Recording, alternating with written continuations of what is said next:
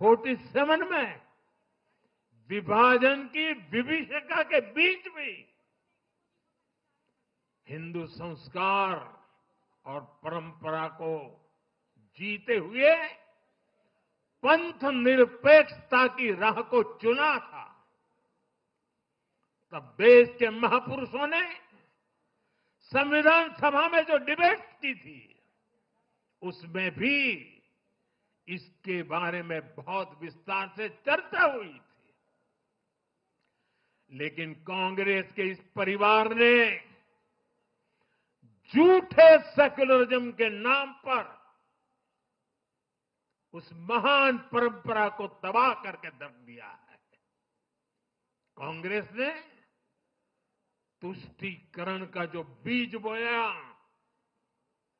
वो संविधान निर्माताओं के साथ बहुत बड़ा विश्वासघात है। और ये विश्वासघात मैं बहुत जिम्मेवारी के साथ बोल रहा हूं। संविधान के साथ इस परिवार का विश्वासघात है। दशकों तक कांग्रेस ने देश में यही खेल खेला। कांग्रेस ने तुष्टीकरण के लिए कानून बनाए, सुप्रीम कोर्ट के आदेश तक की परवाह नहीं की। इसका एक उदाहरण वक्फ बोर्ड है।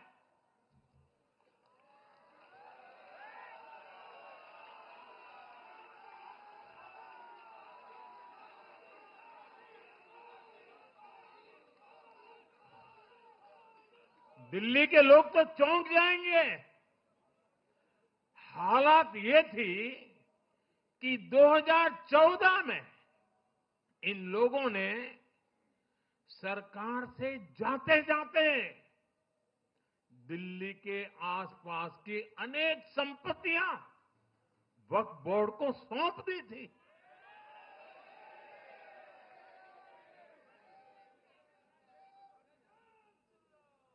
बाबा साहब आंबेडकर जी ने जो संविधान हमें दिया है ना, जिस संविधान की रक्षा के लिए हम प्रतिबद्ध है, संविधान में वक्फ कानून का कोई स्थान ही नहीं है। लेकिन फिर भी कांग्रेस ने तुष्टीकरण के लिए वक्फ बोर्ड जैसी व्यवस्था पैदा कर दी। ये इसलिए किया गया ताकि कांग्रेस के परिवार का वोट बैंक बढ़ सके। सच्ची पंथ निरपेक्षता को कांग्रेस ने एक तरह से मृत्यु दंड देने की कोशिश की है।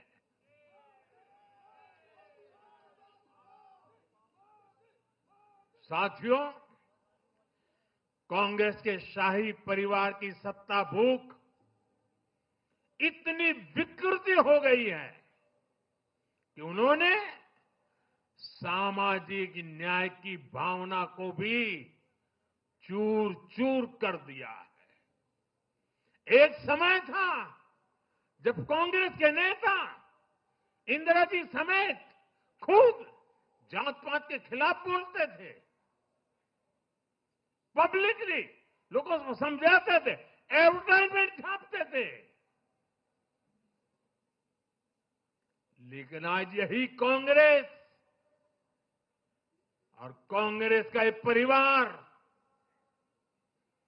खुद की सत्ता भूख को शांत करने के लिए जातिवाद का जहर फैला रहा है।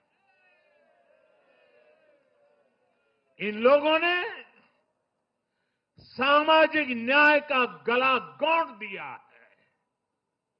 साथियों, एक परिवार की सत्ता भूख इतने चरम पर है कि उन्होंने खुद की पार्टी को ही खा लिया है।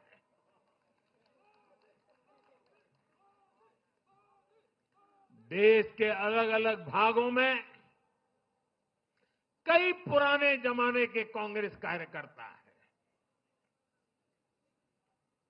पुरानी पीढ़ी के लोग हैं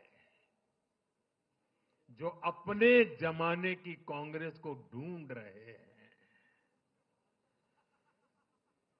लेकिन आज की कांग्रेस के विचार से, व्यवहार से, आदत से उनको ये साफ पता चल रहा है कि ये वो कांग्रेस नहीं है। इसलिए कांग्रेस में आंतरिक रूप से असंतोष बहुत ज्यादा बढ़ रहा है। उनकी आरती उतारने वाले भले आज इन खबरों को दबा के रखे, लेकिन भीतर आग बहुत बड़ी है। असंतोष की ज्वाला भड़क चुकी है। सिर्फ एक परिवार के ही लोगों को कांग्रेस चलाने का हक है। सिर्फ वही परिवार काबिल है, दूसरे नाकाबिल हैं। परिवार की सोच ने, इस जीत ने कांग्रेस में एक ऐसा माहौल भी बना दिया कि किसी भी समर्पित कांग्रेस कार्यकर्ता के लिए वहां काम करना मुश्किल हो गया है। आप सोचिए, कांग्रेस पार्टी की प्राथमिकता आज सिर्फ और सिर्फ परिवार है। देश की जनता उनकी प्राथमिकता नहीं है।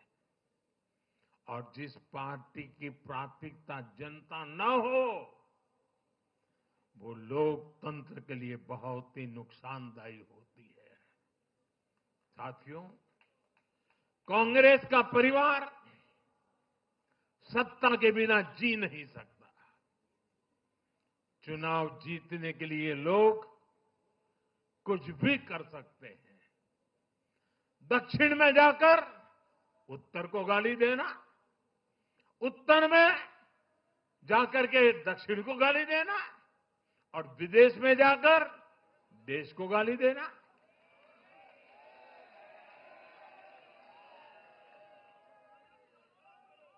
और अहंकार इतना कि ना किसी का मान, ना किसी की मर्यादा, और खुलेआम झूठ बोलते रहना, हर दिन एक नया झूठ बोलते रहना। यही कांग्रेस और उसके परिवार की सच्चाई बन गई है। आज कांग्रेस का अर्बन नक्सलवाद भारत के सामने एक नई चुनौती बनकर खड़ा हो गया है। इन अर्बन नक्सलियों का रिमोट कंट्रोल देश के बाहर है और इसलिए सभी को इस अर्बन नक्सलवाद से बहुत सावधान रहना है। आज देश के युवाओं को, हर प्रोफेशनल को कांग्रेस की हकीकत को समझना बहुत जरूरी है।